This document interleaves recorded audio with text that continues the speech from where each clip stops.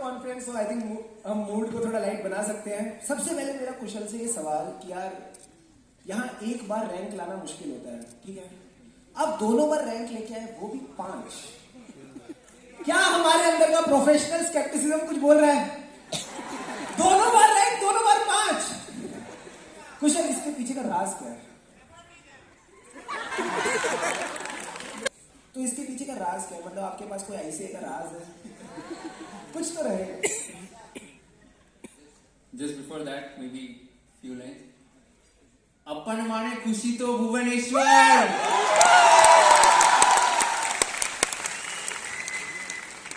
So I think इसका तो कोई राज नहीं है रैंक वैंक लाने का. Firstly, thank you so much for inviting us here. It's an absolute honor to be a part of this panel discussion and guiding and motivating all of you and talking to all of you. It's a beautiful crowd. We've got an amazing hospitality also since the morning. इसके पीछे राज तो as such कोई था नहीं in the sense कि inter में पहले all India rank 10 आया था. मैंने अकाउंट्स का पेपर रीचेकिंग पे डाला था कि रैंक अपग्रेड हो गया 10 से 5 बिकॉज 16 नंबर बढ़ गया.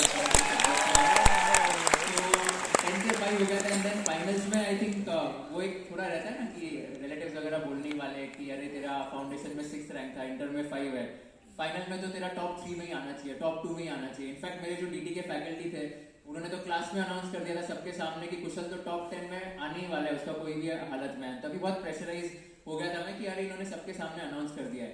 तो एक्सपेक्टेशंस बहुत बढ़ जाते हैं स्पेशली फाउंडेशन और इंटर में रैंक आने के बाद.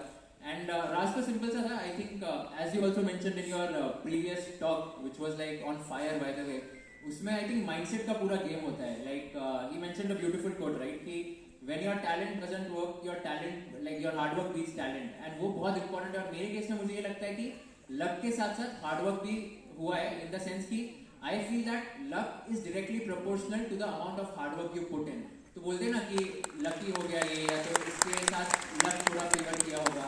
ऑल्दो आई एग्री कि थोड़ा लक तो था, but it's also that hard work थोड़ा भी था in the sense that proportionately mattered a lot in getting all India ranks. And finally I think वो एक कंसिस्टेंसी होती है. Right, I have been a very big fan of being consistent right from my childhood. तो जैसे अभी social media भी मान लो, तो हर रोज एक रील जाने वाला है इंस्टाग्राम पे रात को 8 बजे. हर रोज हर हफ्ते में 2 यूट्यूब वीडियोस जाने वाले, ट्यूसडे 6 PM, सैटरडे 6 PM. हर हफ्ते 4 लिंक्डइन पोस्ट जाने वाले. इसके अलावा मेरा जो स्टार्टअप है उसमें भी काम चलते ही रहने वाला है. एंड वो एक कंसिस्टेंसी आई थिंक वो एक हेल्प करती है in order to let's say achieve what you ultimately want. So that is something which I would leave a message for all of you.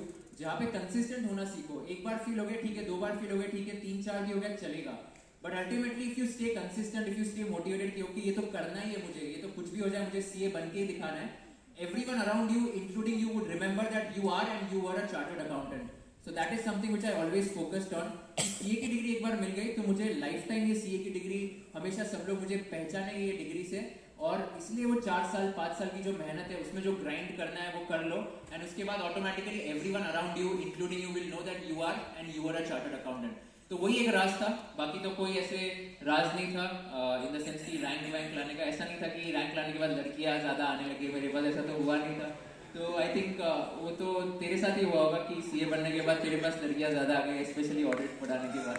तो आई थिंक उसका शुभम का राज यही था. उसका भी ऑल इंडिया रैंक आया, इंटर और फाइनल में भी रैंक है ना तेरा, फाइनल में भी रैंक है. तो उसका तो यही था रीजन कि उसको सीए के पहले कोई मिल नहीं रही थी.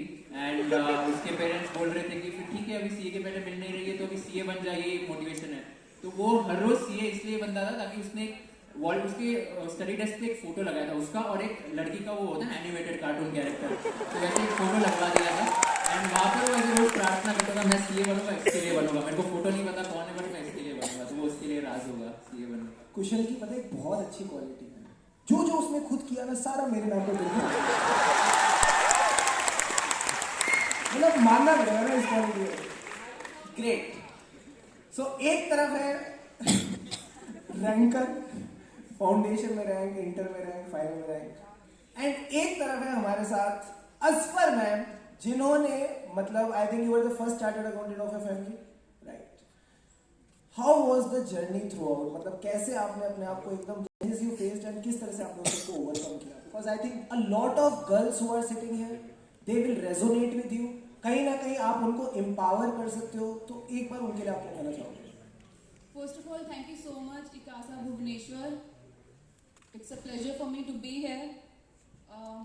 एंड पता नहीं कल मैं एयरपोर्ट से बाहर आई ना, मुझे अलग ही फ्रेग्रेंस आ रही थी। इवन मैं कार में आ रही थी ना, आई वाज स्मेलिंग की पता नहीं क्या अलग सी फ्रेग्रेंस है। Then I search on Google की what is famous in Bhubaneswar, then I got to know that it is the temple city of India.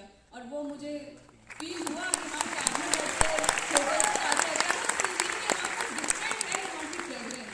तो definitely it is the temple city of India, वो दिखा भी मुझे यहाँ तक आते आते। और आपकी इंस्टाग्राम टीम ने तो अमेजिंग काम किया है, जिसमें भी वो सारे रील्स के आइडियाज दिए थे। एक आपने ट्रेंडिंग टॉपिक नहीं छोड़ा कि इस बार हमें रील बनानी है, ये कन्विंस करने के लिए कि बच्चों अगर आपने अभी तक कॉन्फ्रेंस के लिए रजिस्टर नहीं कराए तो जल्दी से करा लो। You are missing some great opportunity. Obviously lottery भी आपके लिए ऑर्गेनाइज कराई गई थी। टॉकिंग अबाउट माई चैलेंजेस, अच्छा आप में से किस किस ने मेरी सी जर्नी देखी है? पहले सो आप सभी को तो पता होगा कि from what challenges I faced in my life. हाँ, मैं शेयर तो ऑब्वियसली मैं करूँगी, उसी के लिए मैं आई हूँ।